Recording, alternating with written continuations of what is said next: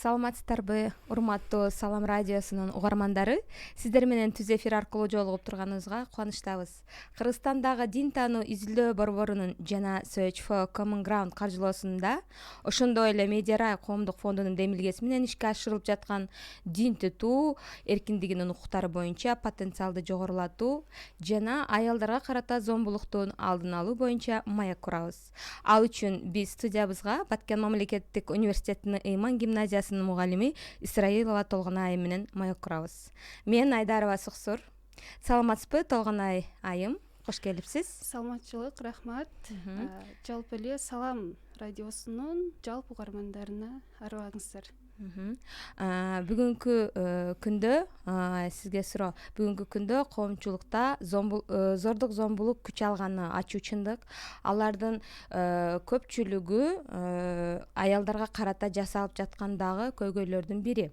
Эми диний сабатсыздыктан уламбы, аялдарды үйдө кармап, аларга моралдык, психикалык жактан зордук зомбулукту көрсөткөн учурларда угуп жүрөбүз. Негизи аялдардын орду коомчулукта кандай деңгээлде болуш керек деп ойлойсуз? Статистикага таянсак 89% ашык зомбулук аялдарга карата жасалып келет. Буга эмне себеп деп ойлойсуз? Негизи эле азыр аялдарга болгон зордук зомбулук аябай күч алып кетти. Аны ар бир экинчи, үчүнчү маалыматтарына көрүп атабыз. Аялына ушундай кылыптыр, кызын ушинтиптир дегенчи.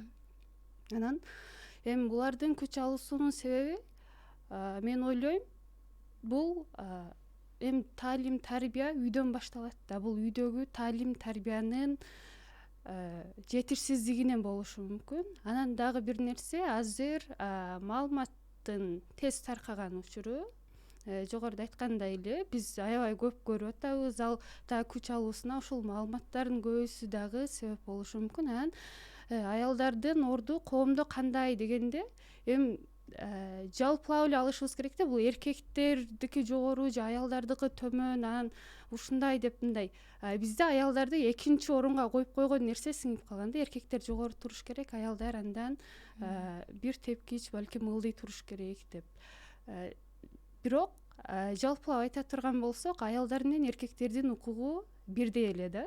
Динибизде деле көрсөтүлгөн, аялдардын деле өзүнө тиешелүү укуктары бар, милдеттери бар, эркектердики деле ошондой.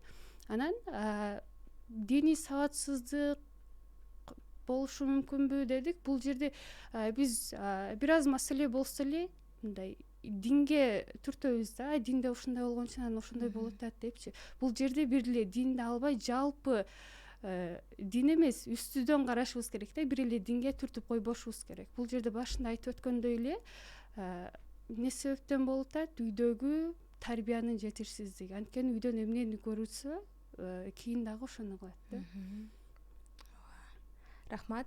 Экинчи сурообуз, аялдардын коомчулукта ролун күчөтүүгө жана алардын укуктарын тийиштүү деңгээлде коргоого кандай чаралар зарыл болууда?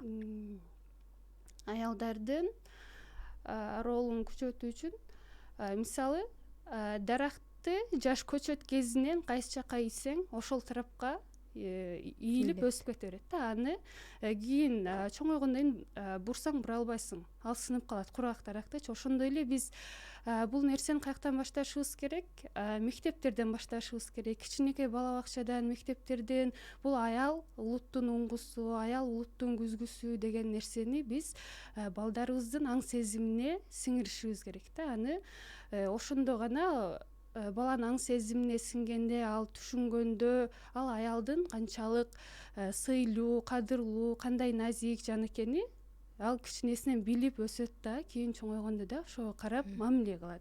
Биз аны бала бакчадан, мектептен, тарбиядан башташыбыз керек. Эми баары эле келип таалим тарбияга такалып атат да. Рахмат.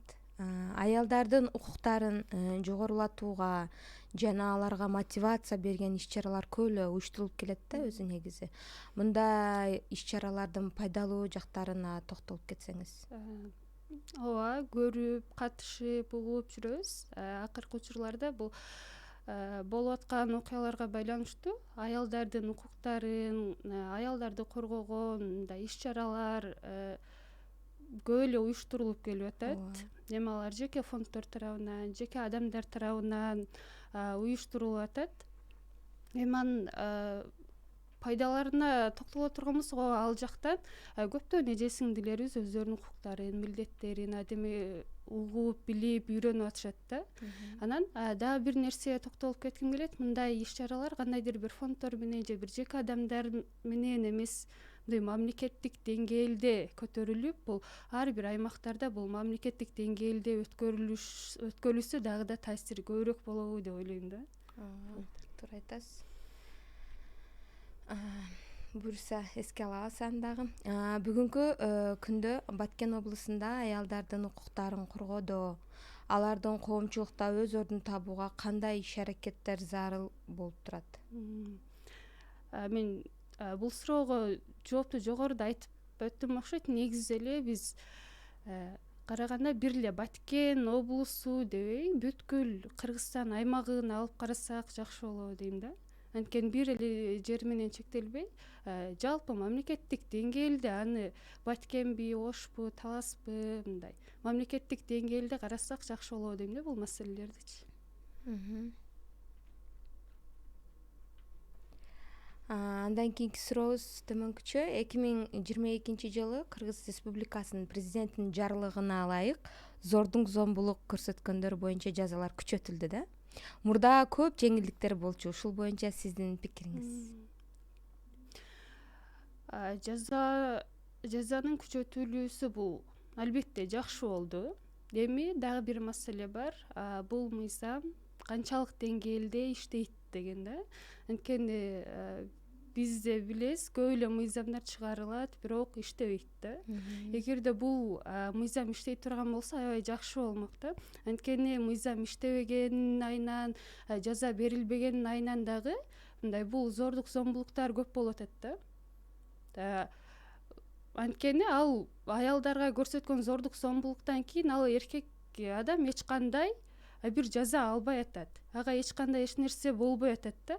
Ошол себептен да ал кеңири жасап атат. Балким бул мыйзам күчөтүлсө, иштей турган болсо, балким ал ала турган жазасын ойлонуп дагы андай аялдарга каршы жасаган иштерин азайтабы же ойлонуп анан иш жасайбы деген ойдо. Негизи эле мыйзам иштеш керек да, ошончо мыйзам кабыл алынгандан кийин.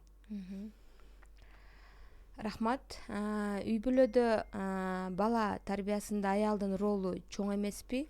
Аларга карата зордук зомбулук балдардын көзүнчө болуп турса, бул келечек муунга кандай таасирин тийгизет?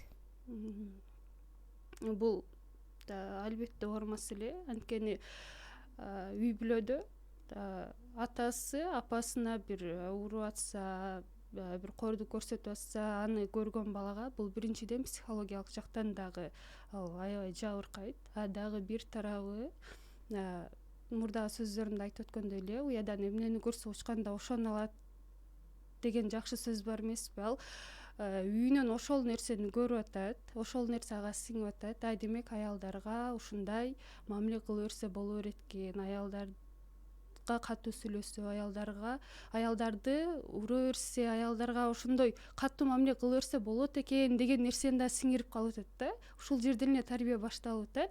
Ал көргөн нерсесин кийин деле өзүнүн аялына же башка аялдарга жасайт да. Демек аялдарга ушундай мамиле жасаш керек экен дегенди ал үйүнөн көрүп калган.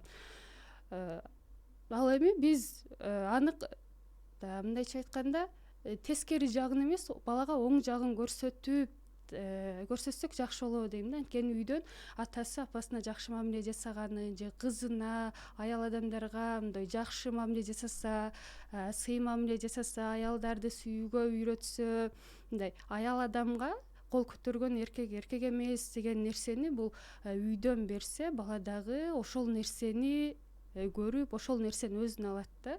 Ошондуктан биз балдарыбызга ошону үйдөн көрсөтүп, үйдөн берсек, аялдарды сүйүүгө, аялдардын назик жан экендигин, аялдар сыйлай турган мындай назик жан экенин үйрөтсөк, жакшы болот да.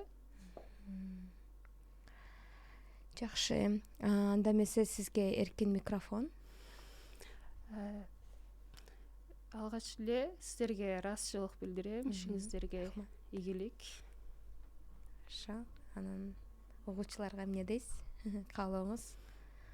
Угуучуларга ар дайым Салам радиосу менен болуңуздар. Салам радиосунда сиздер үчүн пайдалуу берүүлөр ар дайым чыгып турат. Рахмат. Сизге бүгүнкү маек үчүн жана пайдалуу маалыматтар үчүн терең ыраазычылык билдиребиз. Алдыдагы иштериңизге ийгилик каалайбыз. Урматтуу угарман, кайрадан ободо жолугушканча аман болуңуздар.